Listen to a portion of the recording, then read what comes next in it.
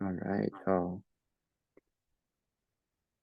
back. Brenda's here. Christine's here. Lexus is here. All right. Let's do it. Let's get started with our meditation. Take a moment to find our seats.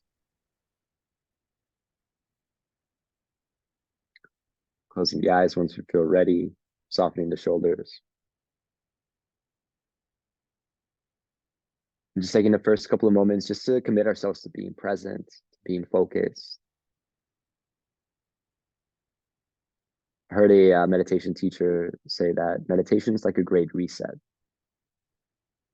It's giving the brain an opportunity to just let go of the nonstop chatter, the nonstop moving, the nonstop going from one thing to the next. So we take the next couple of minutes just to give ourselves permission to exist. Just give ourselves permission to be here.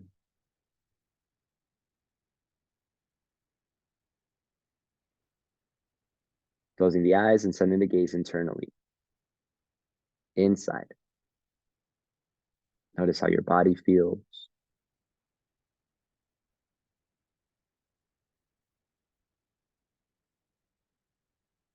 Notice the heart, the heartbeats.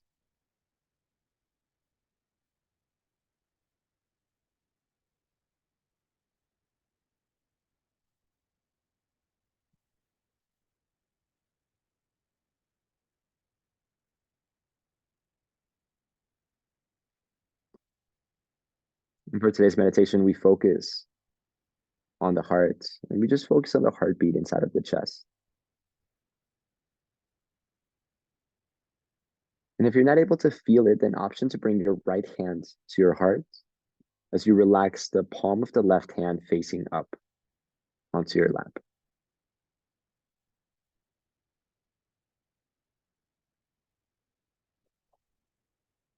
Take a few moments to find that heartbeat.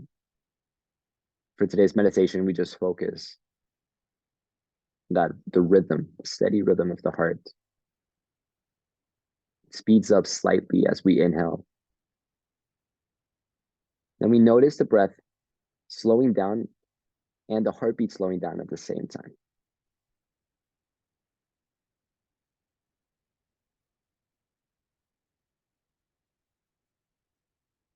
Give ourselves permission to study this relationship between the breath and the heartbeat. And when it's time, I will guide you through.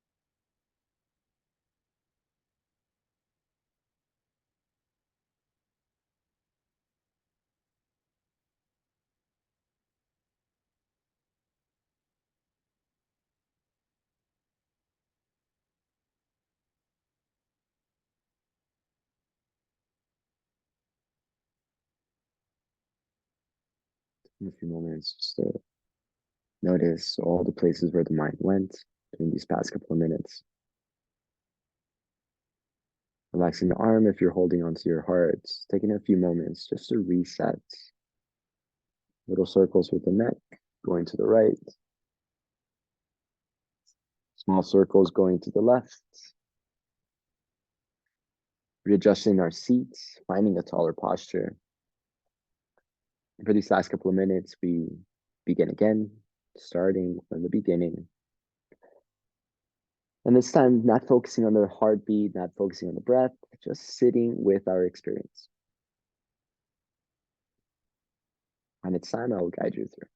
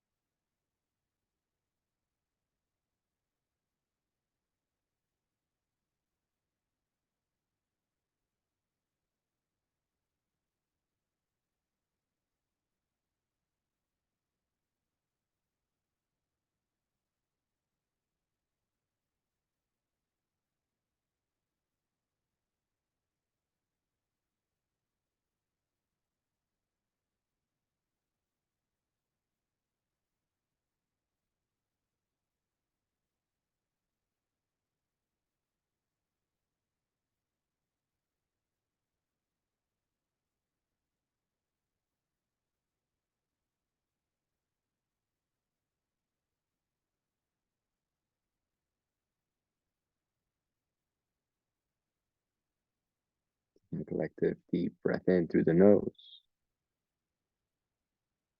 and sighing it out. We'll do that two more times. Deep breath in through the nose. Audible exhale. Last one. Breath in through the nose. This time we stick our tongue out. Hands of prayer by the heart. Sealing our meditation by chanting Om together, yogis. Deep breath in through the nose to prepare. Om.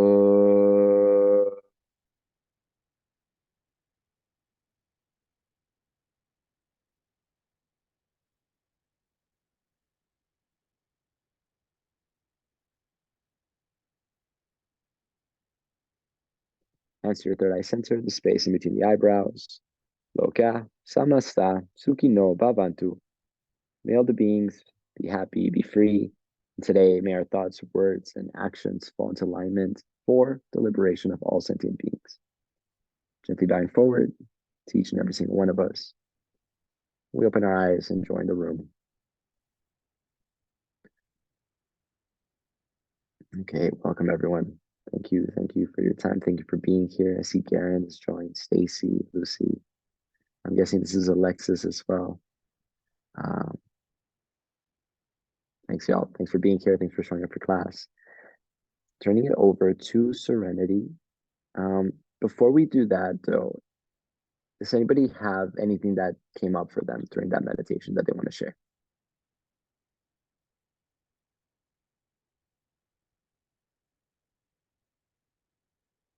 Going once, twice, three times.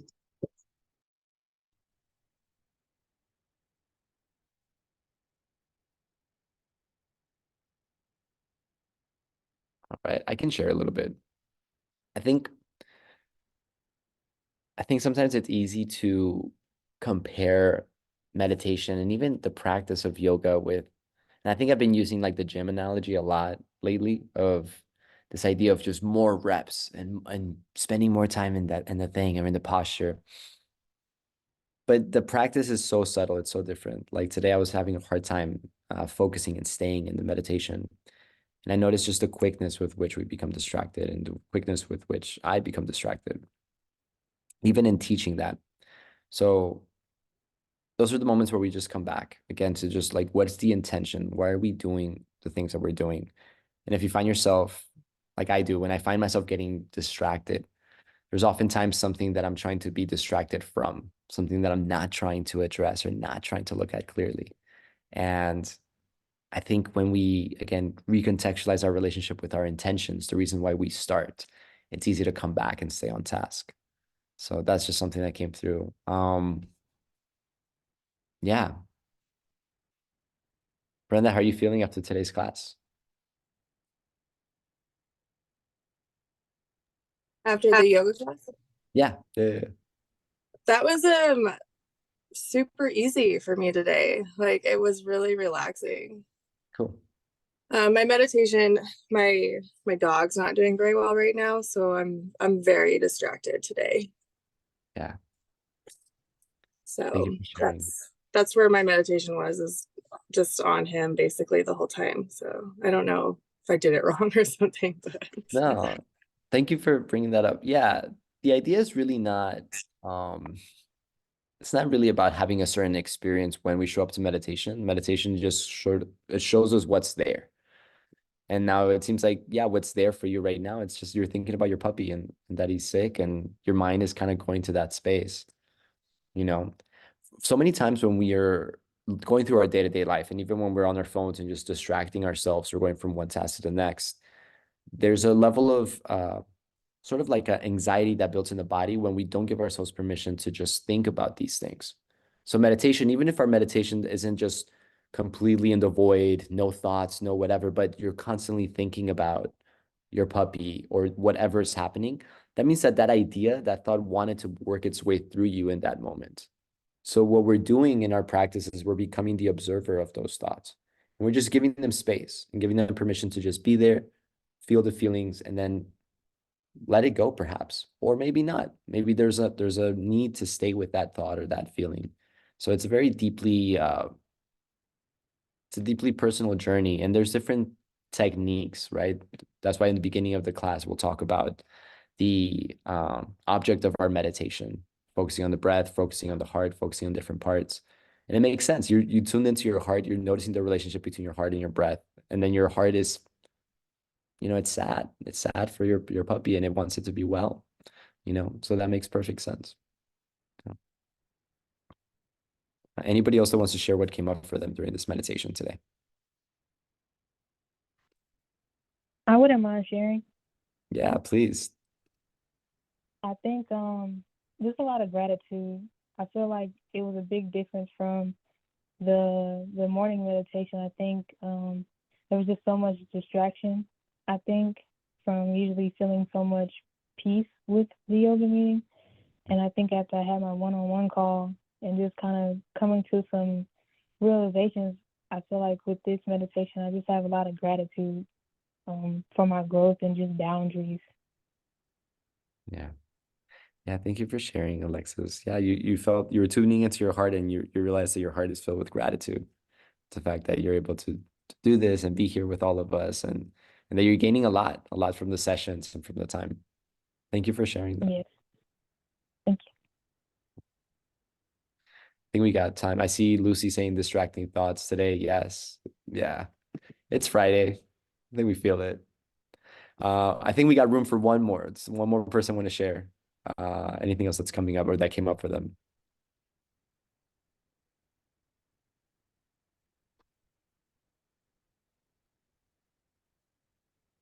All right, cool. Well, we talked about this morning, even in our yoga class, we talked about the ways in which certain feelings are captured in parts of our bodies. So when we do a meditation and we're focusing on the heartbeat, it's very common. We want to truly understand, like, how does my heart feel about any situation? I would just invite all of you to do that at some point. Just tune in, like, hey, well, how does my heart feel? And then just meditate on your heart. And then just notice what comes up.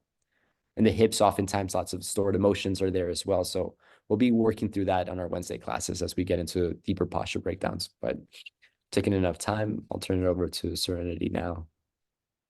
Thanks, y'all. Yeah, Fluttery, 100%. Hello, everybody. Good to see you, Christine, Garen, Brenda, Stacy, Lucy, Alexis coming through the phone line today. I see you. I hear you. Welcome to Loving Fridays. Today, we're going to do something a little different. As you know, this program is all about bringing the unconscious to the conscious. So let's see what comes up as we go into this next exercise. Consider it a game. But here we go, sharing my screen. Okay, we have a blank screen here. It's a little preview screen for what's to come. I'm curious, when I show you the next screen, I'd love for you to just read out loud to yourself the words that you see. Pretty simple. Any questions about the instructions? Nope. Okay, everyone's got it. You're going to read the next screen. That's all you have to do. You're going to read it out loud if you can.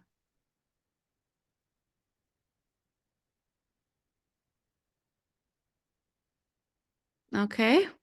Yeah. Who'd like to read this out loud for us?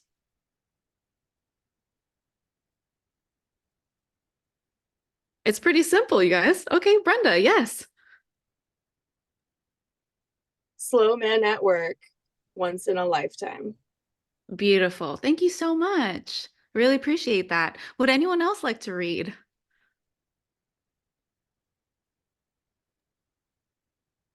Okay, Garen.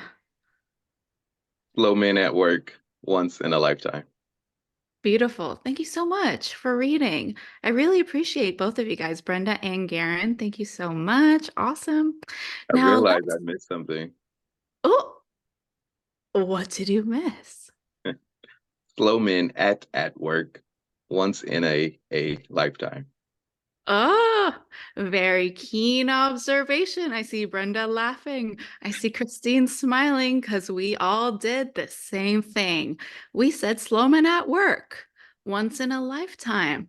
But upon closer inspection, it's Sloman at work. It's once in a lifetime. I'm showing you this exercise for a number of reasons.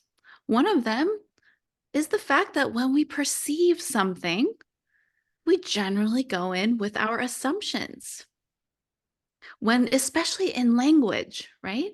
We're reading a book, we're hearing someone speak, and somehow our unconscious assumptions then place our understanding of what is being shared or what we're seeing. But what we see, even in this example, is that upon closer examination, there are details that we miss when we make assumptions. And so let's go ahead and try another one. But before that, unexamined assumptions, instead of facilitating our understanding of reality, serve as a barrier to a fresh experience of reality. Is that what this quote says? Brenda's like, no, I'm on to you now. Brenda says, what? What does it say, Brenda? Unexamined assumptions, instead of facilitating our understanding of reality, serves as a barrier to a fresh experience of reality. Amazing. Brenda, you're on it. I love the quick turnaround. She was like, I see what you're doing. You can only get me one time. Yes, good job. Yeah, there's that phrase, fool me once, right? Fool me twice. We all know it. Fill in the blanks here with your assumptions, perhaps. Okay, next game. Now we're going to use our brain a little bit more. Okay, I'm going to write some rules for you. And if you have a pen and paper, this might be fun to give it a shot. Are we ready? Okay, here we go. On the screen, you will see 9 dots.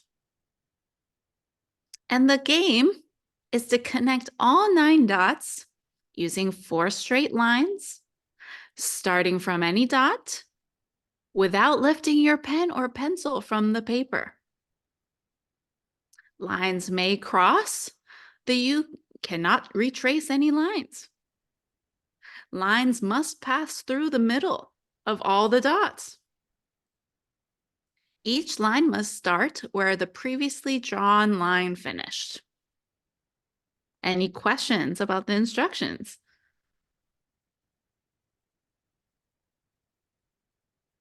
I see some faces at work. Yes, mine's curiously discovering the answer. So, there are lots of options here. I'm going to give you, maybe 3 more minutes.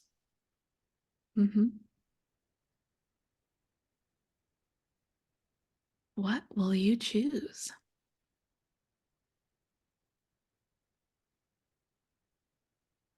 Brenda's hard at work. I see something coming in the chat. Okay, Lucy, go ahead and try this later. Don't skip now. When you Okay, watch just the to recording. clarify, I can only use 4 lines, not 5. No. Okay, thank you. Yes. Again, those watching the recording, you better not skip it. Give it an honest shot.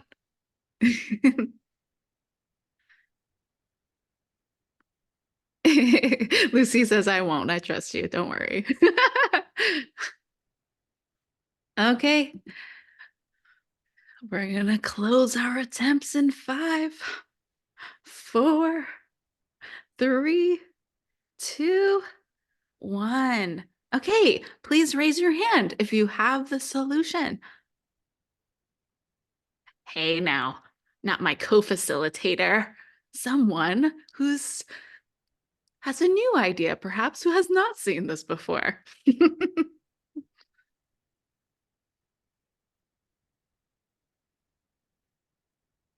Garen, you got it? He says, nah. What about you, Brenda? No. What about you, Christine? I know you're multitasking, but no. Okay. Well, let's look at the answer. Are we ready? Okay. 1, 2, 3, 4. Huh.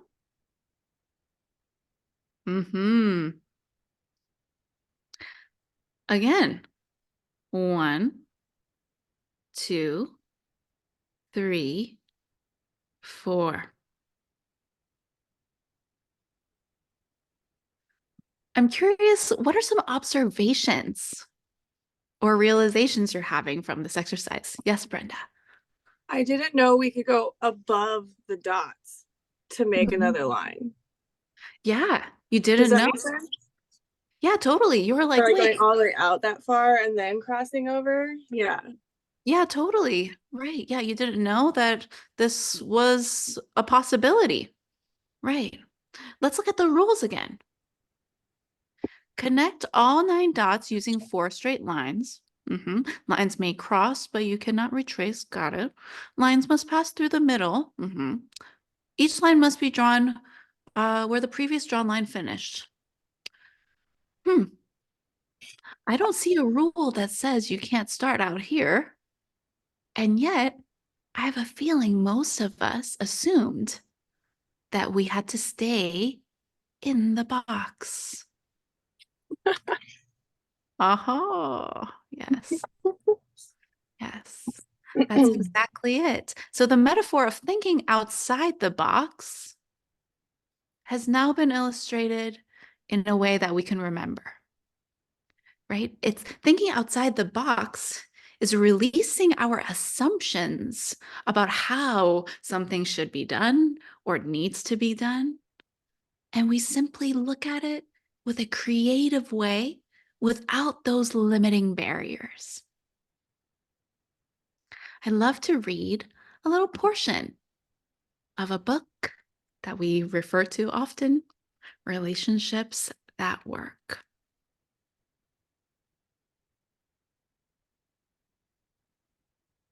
Okay.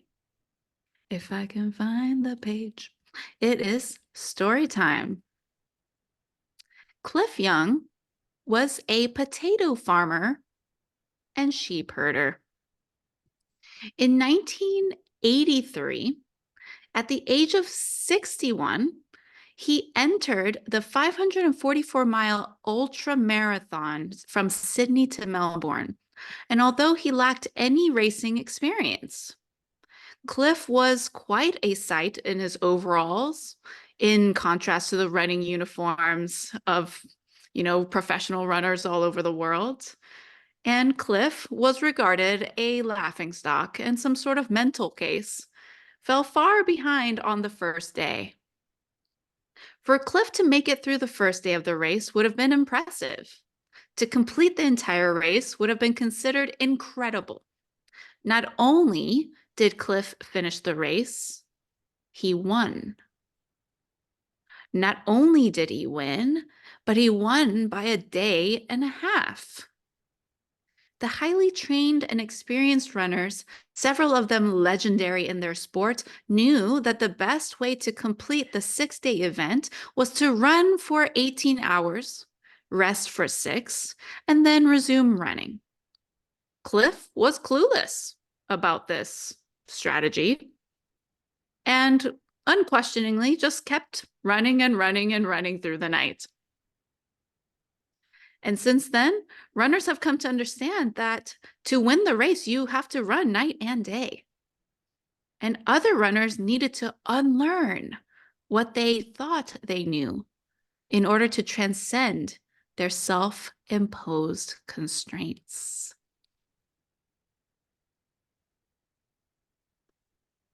Again, Cliff Young was a potato farmer and sheep herder who transcended the limits because for him, there was no box. There was no thinking outside of the box, right? There was just his ignorance that led him to transcend the limiting beliefs of those all around him. It was his openness that led him to win the race. And so I'll love to share this quote by Mark Twain. It's not what I don't know that limits me. It's what I know that ain't so. Again, for Cliff Young, it wasn't about thinking inside the box or outside the box. For him, there was simply no box.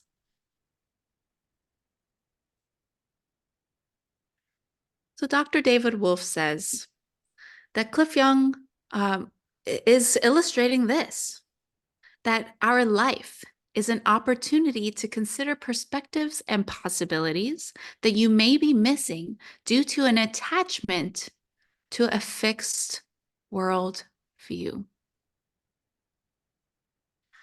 Which leads me to a few questions. What are our unconscious assumptions as we lead our life? And what are our unconscious assumptions in communication?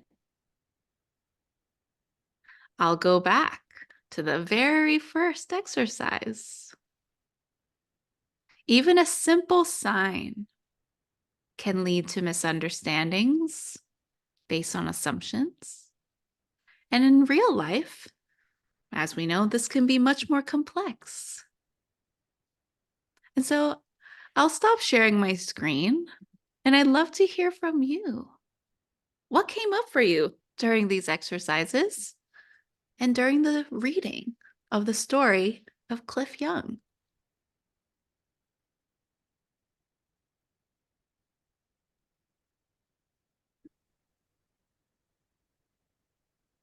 Garen. So the initial exercise, when you ask someone to read again, I was like, why are we reading it again? There must be something wrong. And yet I still read it exactly the same way. Wasn't until I'm like really looking and like, what am I missing?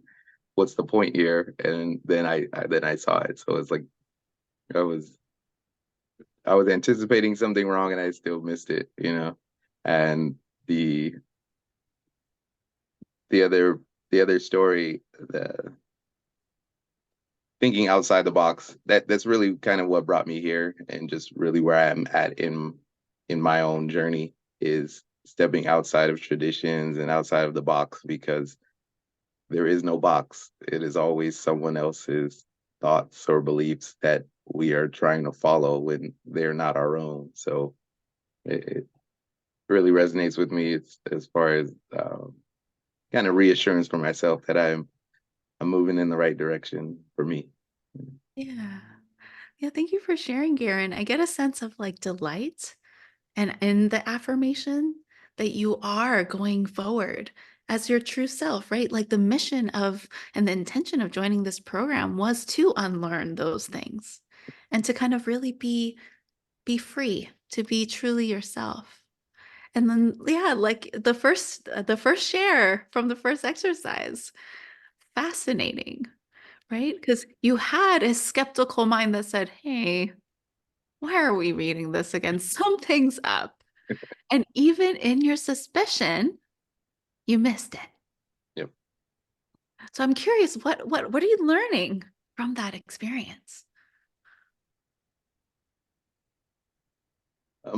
Really, I think it's the ability to think, right? It's not follow, right? Think. Don't just go with what is the norm, right? What everyone else is doing. It's take the time to really look inside yourself and see what that is. Yeah. Yeah. So if I'm understanding you correctly, instead of just like, like robotically answering as one might think in a communication setting, to like really allow your authentic self forward and just let whatever's meant to come forward. And so instead of like everything's going to be okay if someone comes crying to you, right? Like kind of like how most of us have been taught, you're considering, how would I actually respond to that without these assumptions? Thank you for sharing, Garen. Would you like to say anything else? No, I'm good. Okay, that was great. Thank you so much. I saw a hand up from Gabriel. Love to hear from you. It's funny because we've done this before and I've seen those slides, and I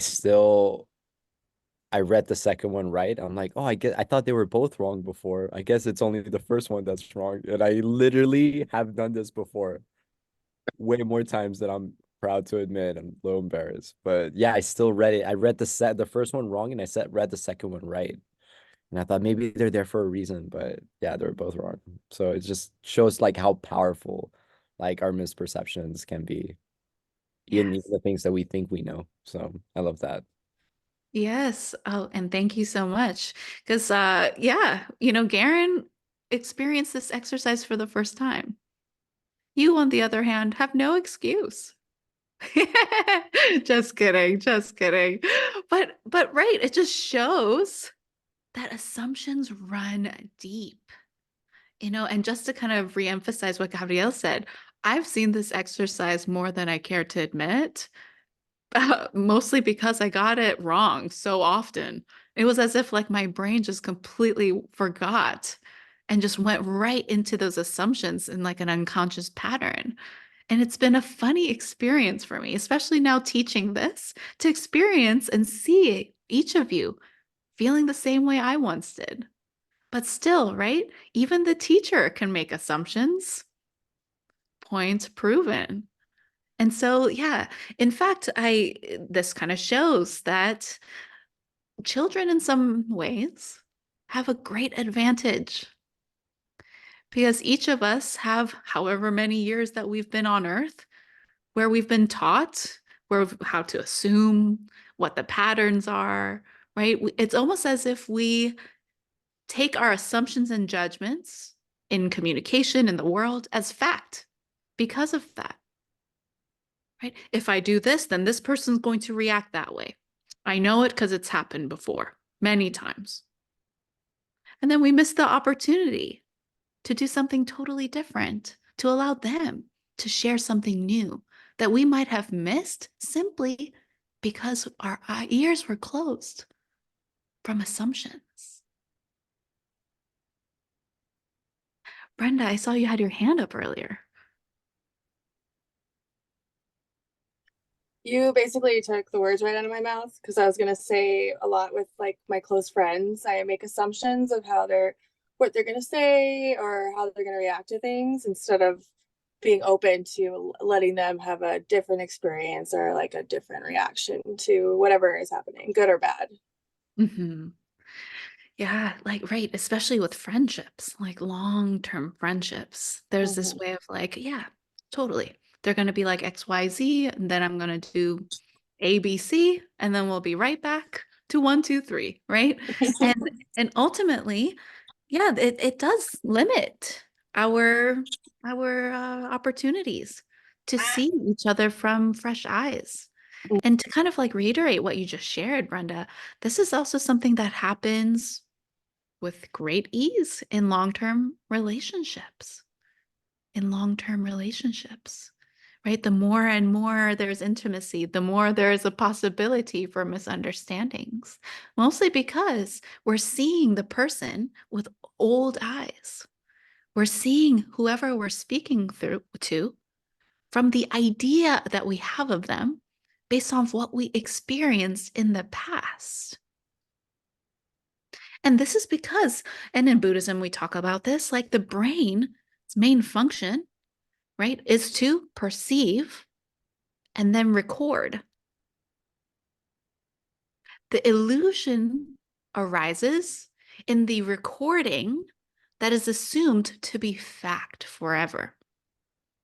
Because we know, like theoretically speaking, we all know, yes, like everything is impermanent, like everything is bound to change. And yet, when we have these moments in conversation with folks, there is an unconscious assumption that things cannot change and that things in the past will continue to repeat itself. And so we open our eyes, kind of like what the Jains say. We meditate with our eyes open and our ears open in communication as a form of meditation, as a way for us to even examine our assumptions and learn. And this is where communication becomes an incredible tool to be, to be more awake, to be more awake. And so I want to share some principles in communication to consider, especially with assumptions in mind. 1, fully entering the speaker's world. Fully entering the speaker's world. What does that mean? We've talked about something like this in the past, but it means suspending our judgments. And instead of being so preoccupied with what's happening inside, really leaning in to their experience. Right? There's a quote that says, like, walk a mile in my shoes, right? Or you walk in someone's shoes. I don't know these phrases too well, but you get it, right? You empathize by putting yourself in their shoes. And something like that. Except like imagine like going into their experience completely, into their human beingness. So instead of making it about like, oh, how can I say something right in return? Oh my gosh, clearly they're really distraught. Now I feel uncomfortable. Oh no, let's look over outside and talk about the weather, right? Instead of like bringing in our internal narrative, an option is to fully enter the speaker's world and allow them to tell us what their worldview is. What are the rules of the game? The second principle is childlike curiosity, also known as the spirit of discovery. The spirit of discovery. So we've all been children at some point. I know there's some adults here, but that must mean we were children at some point. I'm just guessing. And when we were children, we've all had the experience of play. The experience of play. And kind of like a kid that's in the sandbox in 1 second and then gets invited to a kickball game and then just like totally destroys their sandcastle on the way to run with their friends. There's like an attitude of discovery that's here, right? Because the kid has the option to be like, no, this is my sandbox, right? And cling to an experience. Or there is this freedom in saying, oh, I'm done with the sandbox. What's next? A childlike curiosity that naturally leads to a spirit of discovery. So instead of us having all the answers, we allow them to tell us what's happening.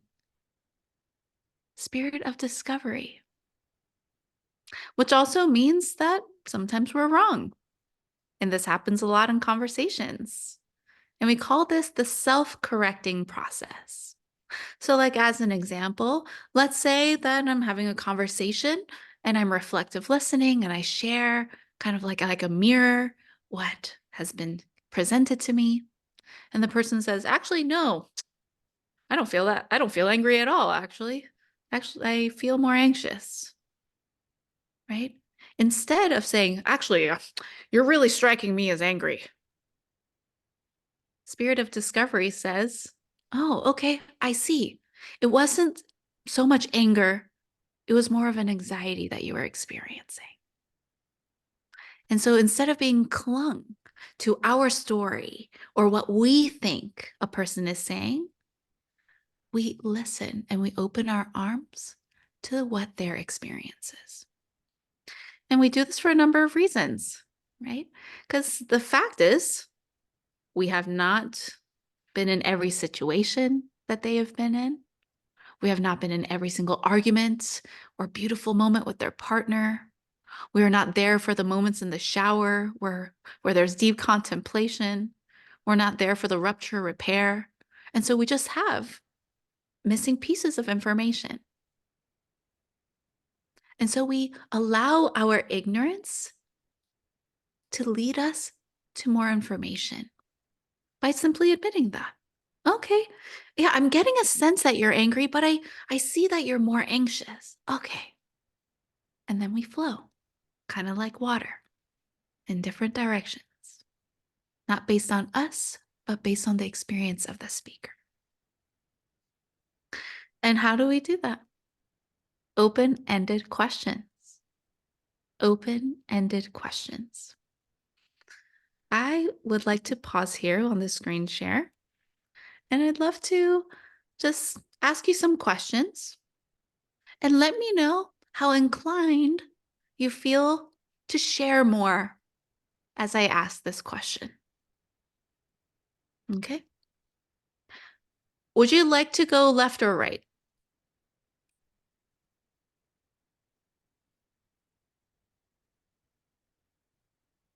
How many people feel inclined to share 4 to 5 sentences? No, I'm seeing some like, what? It feels like a one-word answer. Yeah. Yeah. Well, I was thinking about going to get pizza today, but I'm not sure. Should I go to the pizza place?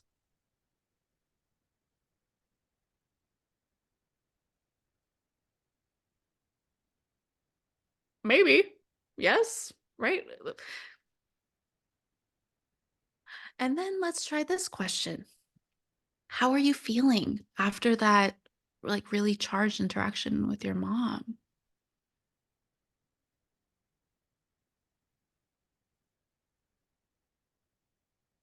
I'm seeing some nods in the room. Yeah, there's more opening here to share. And so I'll ask one last one. I noticed yesterday that you seemed a little tense, and I was just curious, what happened? What happened?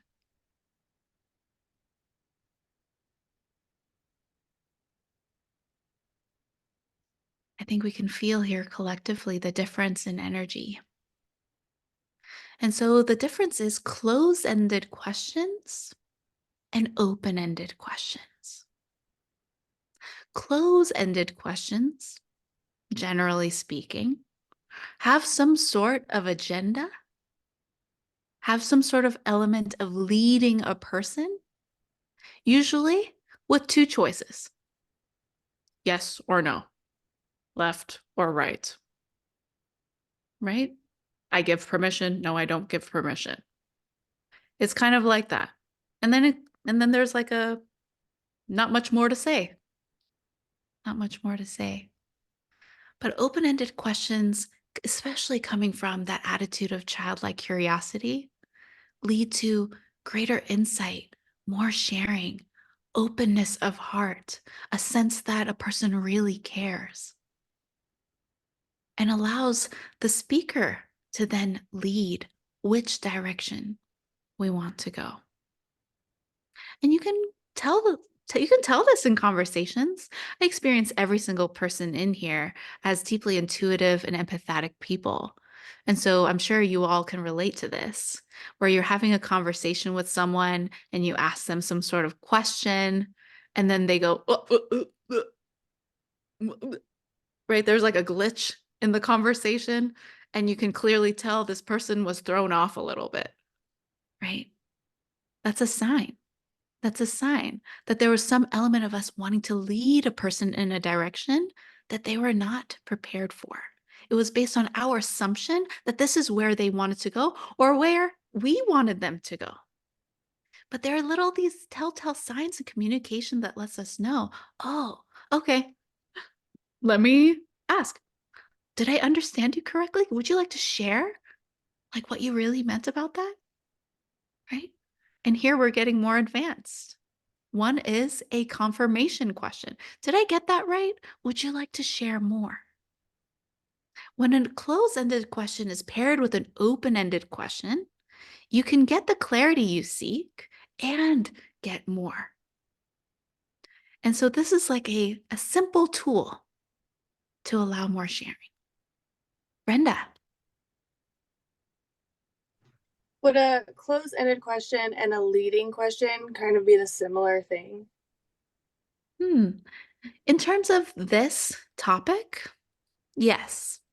They're similar in the way that we are asserting ourselves in a person's experience, right? A leading question is saying, hey, like, I noticed you're feeling angry.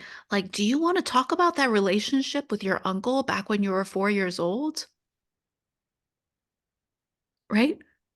Did they say anything about uncle? No, I'm just kind of assuming it, and now I'm taking that person in that direction. But it's all about me at the end of the day. It has nothing really to do with them. So in that sense, yes, they are similar. And so open-ended questions, really, like even open-ended questions can become leading, right? Depending on how we phrase it too. So it's a subtle work that we're talking about. An open-ended question that's leading could be like a conversation that I'm having with the gardener outside who's upset about the yard work, right? And I could say, well, how is the landlord doing? Can you tell me? Right? And that's actually distracting him from that feeling of frustration that he's having in that moment. And so open-ended questions paired with the spirit of discovery can really actually lead us to more. But I also want to say this is not a black and white, you're doing this wrong if you ever lead a question. Because, like I was saying before, this is a self-correcting process where the speaker can say, actually, that's a really interesting question, but I'm thinking more about this. And so it requires a level of detached flexibility for the water to flow as it needs to. Thank you for your question, Brenda. That was a great clarifying question. I would like to open up the floor to each of you for one, thoughts, realizations, anything you're learning from this, but also maybe some examples of open-ended questions that you can start adding into your repertoire so that we can cultivate more of that openness in sharing. So 2 parts of my question, what's coming up for you? And then 2, what are some example questions?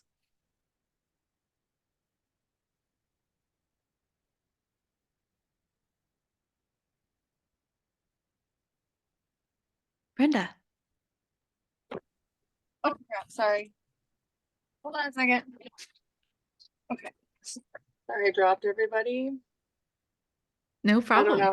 It changed the whole screen, so I don't know what's going on now, but what I'm taking from this is to be present in the other person that's communicating with me fully and not in my own head. And then instead of being like giving my interjection of it, just asking him like, how is that making you feel? Or even just being like, what do you want to receive from me? Like those sorts of things instead of, I don't know. I know this was classes before and stuff like that. Sorry, the cat, but just like, oh shoot, sorry, I lost my train of thought. Yeah, I love what you said though, because it's the same, like you said from a previous class. The principle is like trusting that they are the expert of their lives. Yeah. Yeah, and then like you said, kind of asking, hey, where would you like to go in this conversation? Like, what would help you feel most supported right now? Right? Because sometimes, like, some people want to vent in the moment and they're not really curious to like get some sort of advice or like even like get any sort of guidance. They just kind of want to go bleh, right? Sometimes that's really therapeutic. But Yeah. we won't know that if we don't ask the question. And we also won't know that if we don't communicate it. And so by asking, we're getting more context. Does that spark kind of what you wanted to share? Yes, that feels resonating with me for sure. Yeah. Are there any like circumstances that you're thinking about in particular? Pretty much my whole life of communicating with people, like not that I'm some guru or something, but I've always just interjected my own feelings and experience to try and help them feel validated and heard. So they either keep talking or just feeling validated or heard. And whether they wanted to go on more after that, that's like their thing and stuff. But yeah. Yeah. Yeah. And I appreciate you said that, not that I'm a guru or anything, right? But sometimes Mhm. there's like that pressure of like, oh my gosh, I need to fix this. And we've talked It's about more of this. like life experience, and but this class is also, and other classes in the past have taught me that like my life experience is nowhere near like anybody else's, although they might be parallel, but we all might take out something different from similar experiences, and it might not be the same as yours. Yeah. Yeah, that's a great point. Right. Yeah, if someone's vision is blurry, we don't just like take off our glasses and give it to them and say, "Hey, there you go." Yeah. But that doesn't quite work.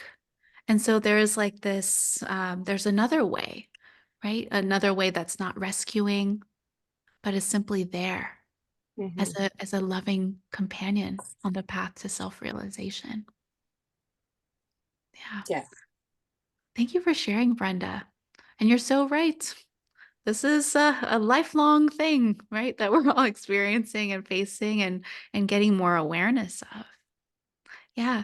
And kind of like what you shared too, something else that's coming up is like, yeah, just because we have more life experience doesn't necessarily mean we have the answers. Right? And I Sometimes don't it even know if actually- it's more life experience. It's just experiencing things differently and then taking, like, I don't know. I know a lot of us come from past life experience, past traumas. And so, like, we could all be in the same room having the same traumatic thing happen to us, and we can all come out of it experiencing and having something else come to fruition for our own selves and our own growth, is how I'm taking this. Yes, absolutely. Right.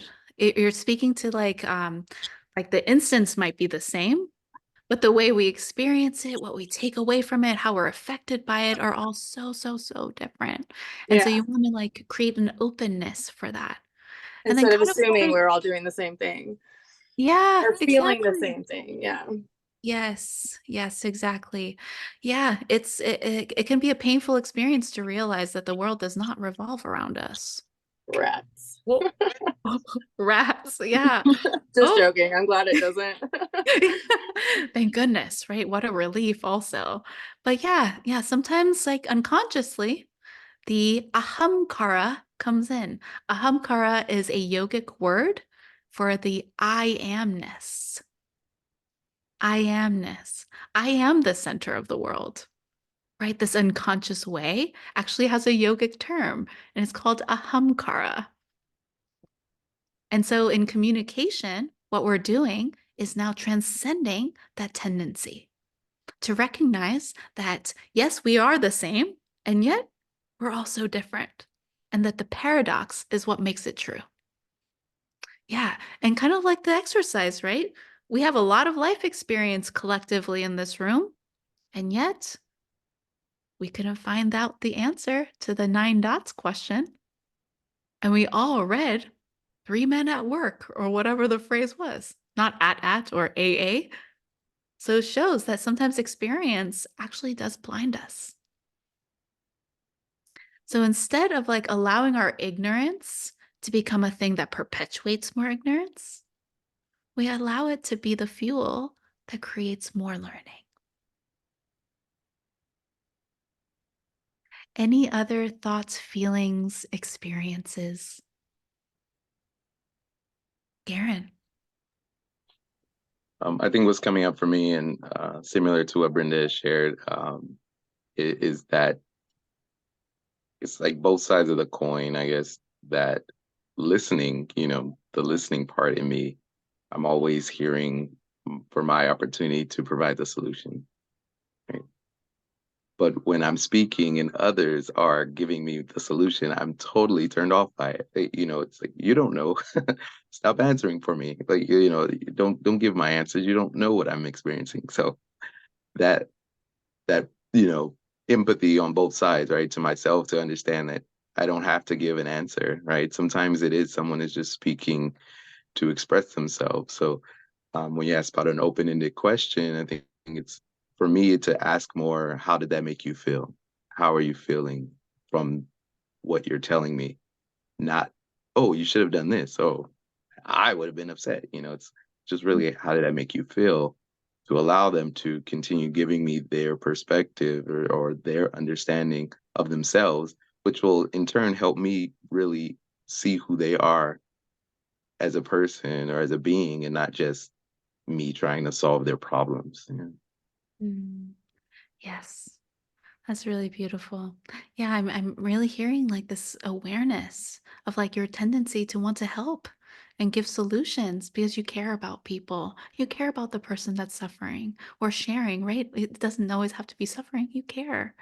And at the same time, yeah, you notice the times when people have given you the solutions and given you the advice, and you were kind of like, hey, no, that's not what I'm wanting.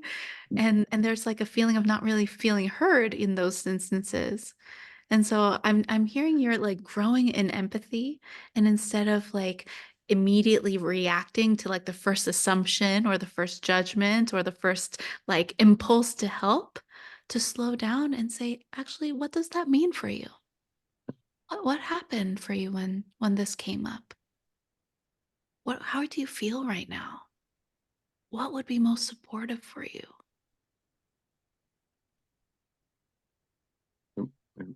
Those are the more important questions that really will get past the surface or the traditions of I'm okay, oh, it's fine, but really opening up that space to really hear how someone truly feels.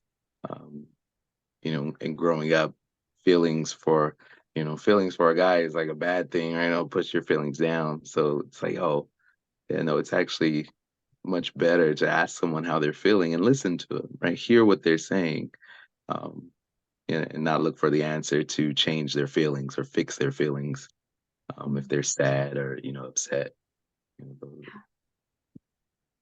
Yeah, right. The assumption that men don't have feelings.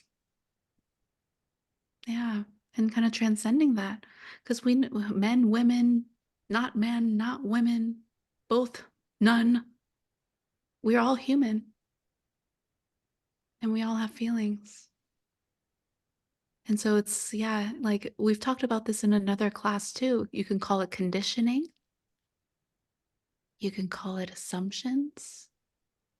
But there's like a sneaky ego in there that says, I know what's real. I know what's best. And it's the practice of taming that voice, right? And as you all keep progressing in this yoga and progressing in spirituality, the ego gets even more tricky. Like my teacher, Khandro Rinpoche, has a quote that says, beware of the ego wearing monk's robes. Right? We've encountered this before. Spiritual people that think they are superior because of that.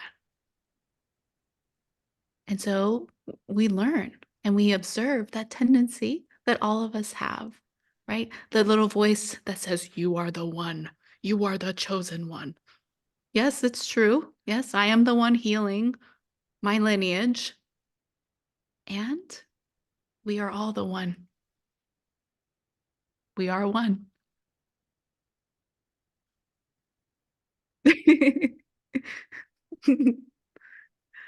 Christine, I'd love to hear from you. What's coming up for you?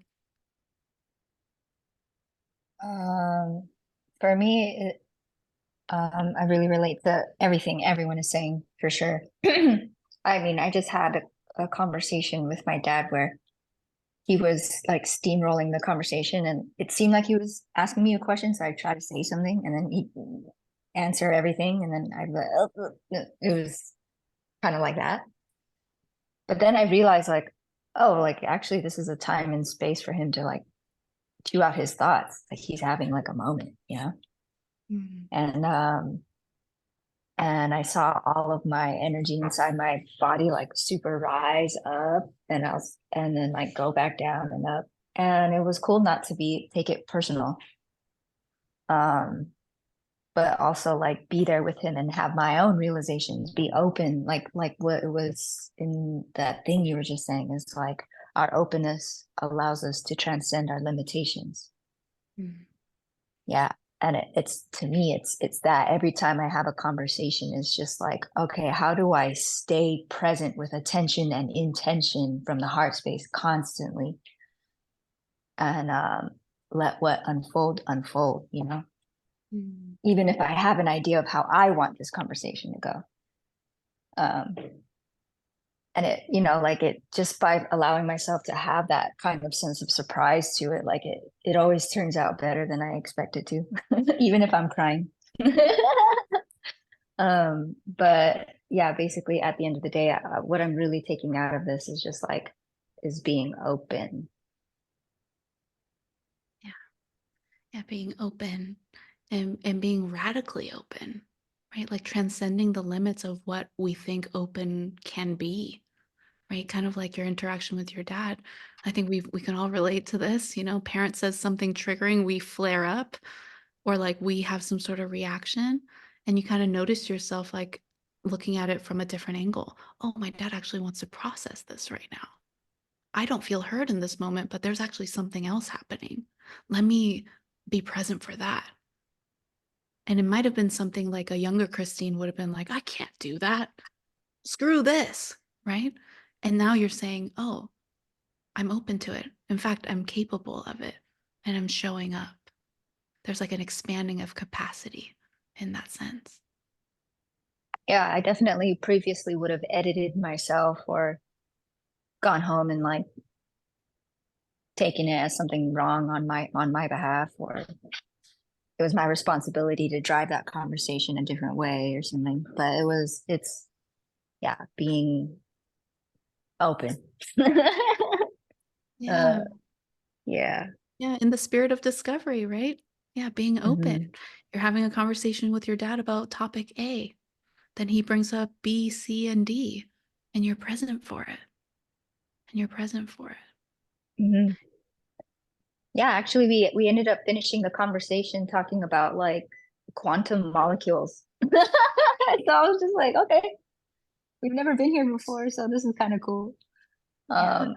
But but for sure previously it would have just been emotional, and I've been like, Dad, like whatever, like let's just talk about something different, or like, so yeah, I Yeah. appreciate this topic.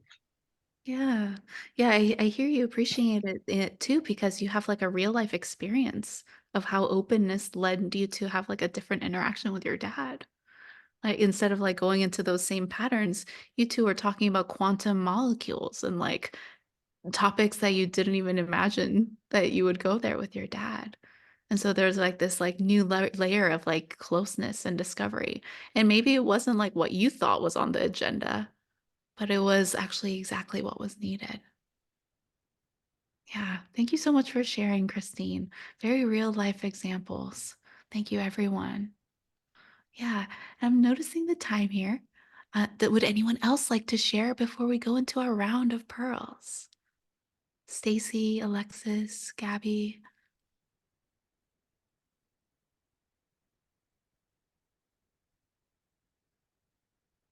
Going once, going twice. Okay, let's go for our round of pearls.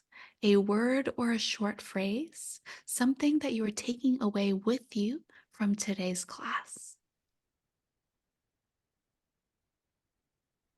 Brenda.